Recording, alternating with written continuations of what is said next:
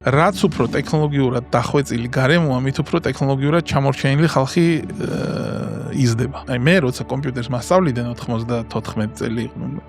მე მასწავლიდან ბულგარეთიდან ჩამოტანილი კომპიუტერის ნაწილებიდან კომპიუტერის აწყობით. ანუ ამით იწყებოდა ჩემთვის კომპიუტერის შესწავლა.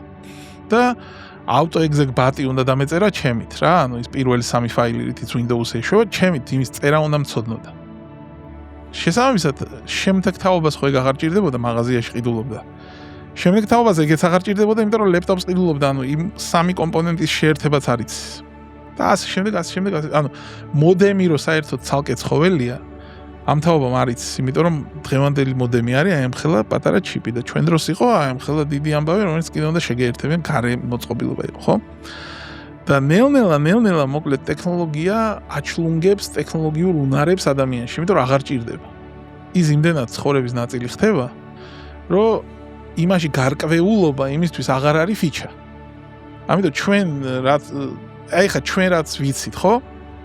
სხვაჯერს მიმოწერაში მაგას იმ წამს ვხვდები, Smiley-ს ვინ წერს იმით ფჩხილით.